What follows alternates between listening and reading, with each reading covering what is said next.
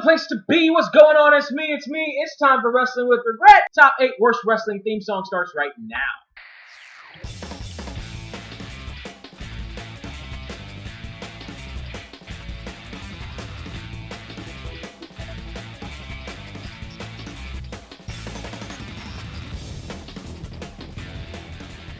I've said before in this show just how well wrestling and music go together. It's been that way since the beginning, you know? I mean, the right songs can bring forth this rush of emotions and memories. They can get you, inspired, motivated. They can hype you up. Now, the songs we're going to talk about this week do none of these things, unless, of course, the emotions we're talking about include hatred, rage, I would imagine. and disdain. And this week, I'm just going going off the top of my head, I think William Regals Regals is going to be on there. Now, to help narrow this list down probably. to 8, and in Right some to cases, Censors. I'm willing to forgive songs that are objectively bad, but are obviously products of their time. So you won't see songs like Girls in Cars or All American Boys. With that out of the way, I like All American Boys. I thought that was nice and hokey. Number 8. Hogan's WCW one, probably. Yo, you dealing with the X Factor. Remember when Perennial Sidekick X-Pac got his own stable in 2001? I had this on a mixed CD once. Yes, I did. Not the least of which is due to its original theme. It started out strong enough with a quick shout out to the group's name. Yo, you dealing with the X Factor. I got everything I ever wanted, and I'll never give that Yeah. Yeah, that wasn't intimidating though.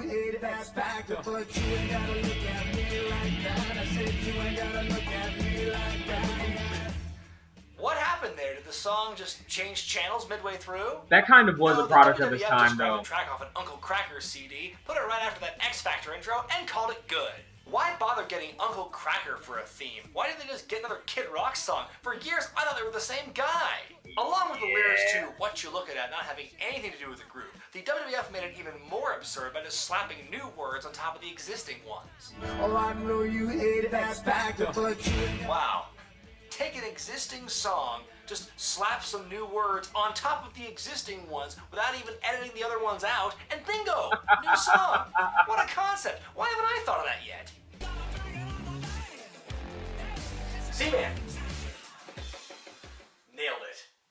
You take a boring stable, give them a lame intro that doesn't pump people up, and you should not be surprised with the results. Imagine if they did this with a mid-card group today.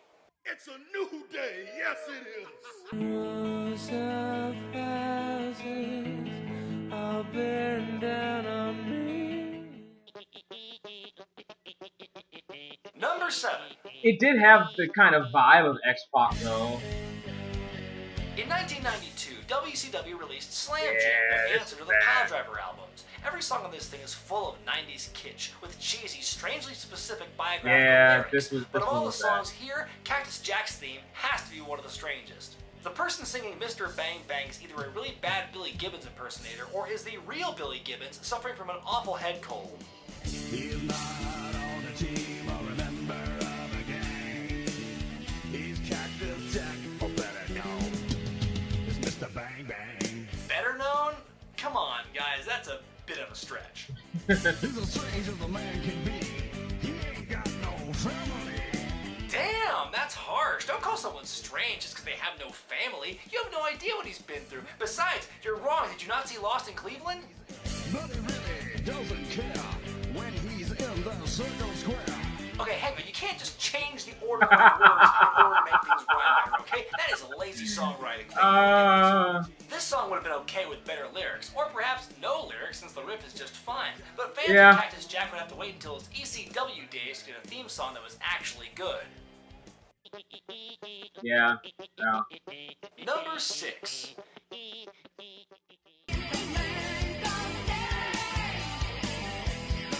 Yeah.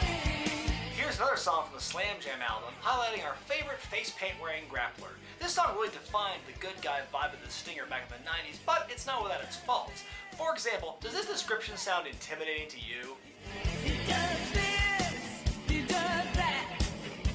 He's big as a bull and he's quick as a cat. Hey, I've never seen that guy before. What does he do? Well, he does this and he does that. What does he do? Hello, I said he does this and he does that. Do I need to draw you a picture? Don't you dare cross him or get in his way. 'Cause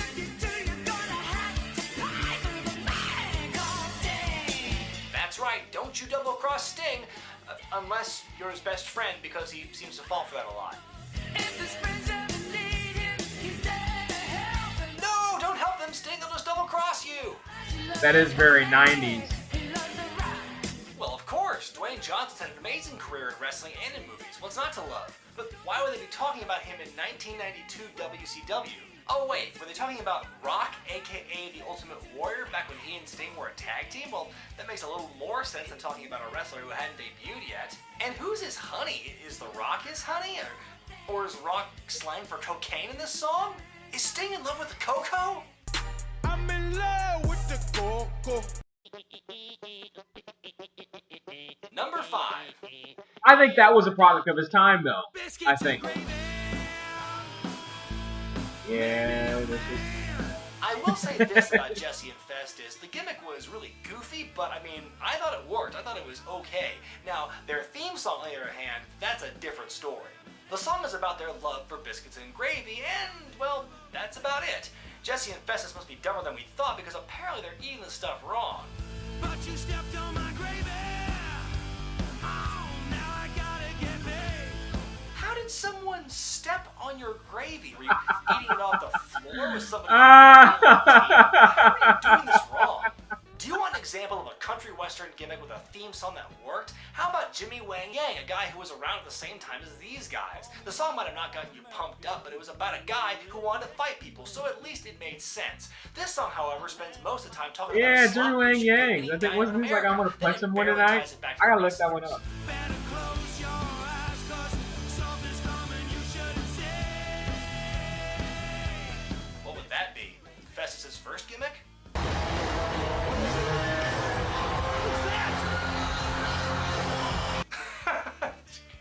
God, that was so stupid! Number 4. Yeah, And I'm coming to pick ya!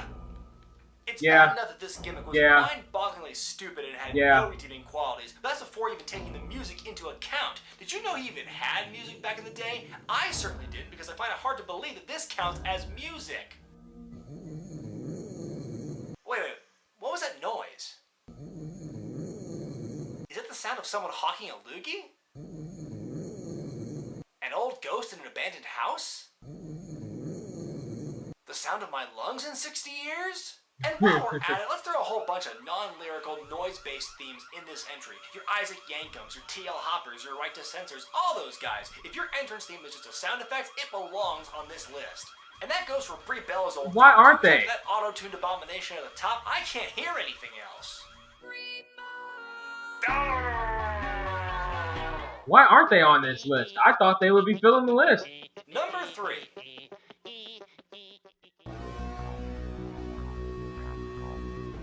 Do I really need to go into detail about what makes this theme so horrid? Maybe it's that deep and complex chorus. American males, American males, American males, American males. Maybe it's those evocative lyrics. When you say that I'm coming, better run for cover. Girls, you don't need a weekend lover. Yeah, because one look at this swole personification of a Calvin Klein ad, and I'm sure anyone would run for cover. Now that I think about it, this video must be where the makers of BOD got the inspiration for those stupid ads on Raw years ago. Who are they appealing to anyway? If they want to talk to you, you better not listen. You might wind up in critical condition. Well, you tell me. It's hard to put into words just why this song is such ass. It has such a distinctive 90s sound, yet at the same time it sounds nothing like anything else from that era. Let's think about this for a second. The American Males debuted in the summer of 1995. They were supposed to be a cool, hip team that the kids would like, but look at the songs that were topping the pop charts that year. All these songs are timeless and amazing and sound nothing like the American Males theme. You know what it is? It's that damn alien chorus, the American Males, that stupid voice. That's gotta be what makes it such a bad song. I mean, if you're trying to be cool and hip, then just why not try and make it sound something like what was actually in the pop charts at the time? Marcus and Scotty, they're their bulging muscles are for all the boys and girls. Well played. Well played. Number 2. Now he's gotten rid of. I like this song. Shut up. This is just I like this song. bad song. I mean, it fit right I in. use this song when I'm doing my gluteus workouts. When I'm working on my leg workouts. On my leg mix. Don't listen to the lyrics though. That's really where this whole talk about asses should begin and end. He likes butts, he likes to kick butt. Boom! Easy to understand. And as crude as it is, that's enough foundation for this gimmick. But right after the opening bar, it completely falls off the rails. Yeah. Don't pay to listen to the lyrics. Who Yeah. shoves a butt? You can't even get a good angle to shove a butt unless you're a midget. What does it mean to stick Yeah. a butt? Whatever it is, it sounds gross.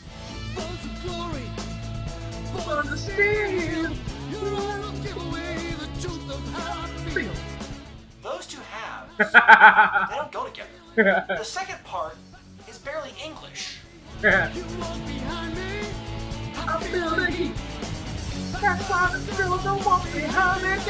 If they're walking behind you, then how will you watch, pick, shove, or stick any of these butts? I mean, your plan is not very sound, Mr. Ass. Billy Gunn always had the potential to be a top guy in the He company, really but did, never and made it Rock past fucking the buried big him. card. Here's a theory. Rock Maybe fucking it was his buried him. crappy music that held him back all those years. Now, before we get to number That one, theme was one of the take a reasons look why I at some bought honorable Volume mentions 5. for this list. Really Songs that was. are very bad, just not bad enough to be on the main list. And here we go. I like that song too. I thought that song was too good for It's actually a Kidman, cool actually. song, but it just doesn't really mesh with Kidman's There you go. There. Right. at all. Right. Hey, let's take the son of one of the biggest names of all time and give him one of the most generic songs in history. That'll help him establish his own identity. A lot of people had generic songs back then, though. Dumb song, generic-ass lyrics does not fit this team in any way. But I suppose this is the best you can do with a team made up of a Harvard-educated lawyer and Mr. Perfect son, then I don't know what else could work. Yeah. Gosh, I can't imagine why anyone would accuse the WWE of being racist, but they're certainly guilty of being ridiculously behind the times. I mean, seriously? Kung Fu fighting, that's the foundation for your theme song? Well, it's a big show. The new version? I don't like the This new song's one of the version. worst, mainly because the lyrics make no damn sense. Get ready for something that you never known. You won't see it coming, but I promise you'll know. Well, will I know, or won't I? How has this been a song for all these years? Hey! I think that one fit. An opening! And the number How'd one that fit, worst wrestling Lita? song of all time is...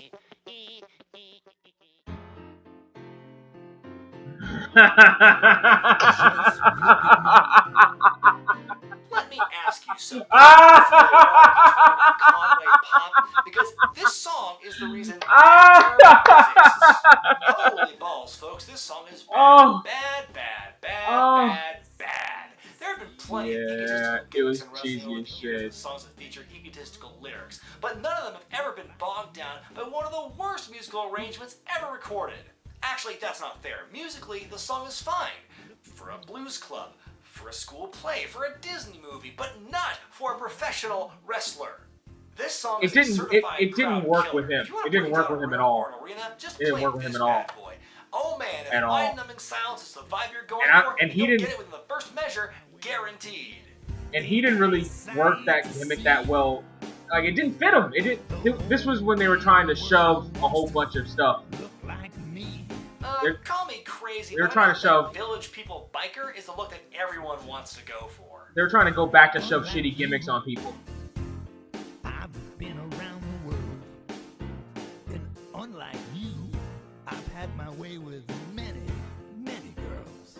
Ew. If his theme song weren't so damn boring, I'd be tempted to actually boo this asshole for being so gross.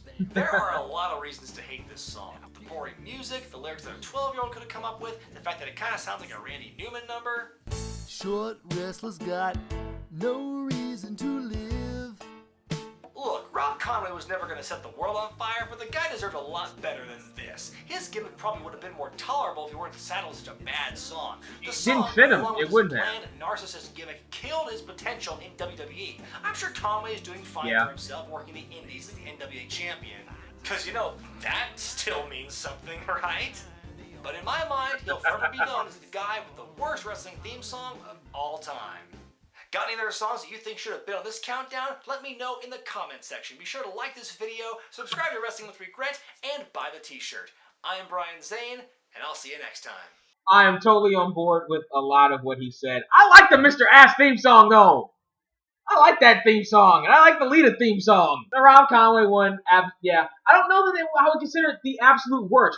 Only because, and see, he left out a whole bunch that I would have said were the worst, like Right to Censor, like Earthquake, which didn't really have a beat, it was just tremors going through. Like it had, like a little bit, but not really. Yeah, I don't agree entirely with how he put this list together, but a lot of the ones I agreed with. And I defend the Mr. Ass one. When he went back to the Mr. Ass one, oh no, it was not Volume 5 that I bought. I bought Volume 4 because of this. And I bought Volume 5 because of his other one. Yeah, I disagree with him on some stuff. Alright, people, tell me what you think about this. As Billy Gunn went down there in the comments section. Let me know what you think about this, that, or the other. Do you agree with Wrestling with Regret? Do you not agree with them? Are you Wrestling with Regret? Do you want to sit here and you want to duke it out with me in the comment section down below? You can do that, by the way. Go ahead, like, share, subscribe to this channel. YouTube.com/thereal469. Go over to the right-hand side, click support, and you'll be supporting. Why? Because there's no cover charge here at the party. And all I'm asking is that if you want to, you can help out to go ahead and keep the party going. Alright. Boom. Boom. Suplex City, Suplex City, bitch. Suplex City, Suplex City, bitch. Suplex City, Suplex City, bitch. Suplex City, Suplex City, bitch.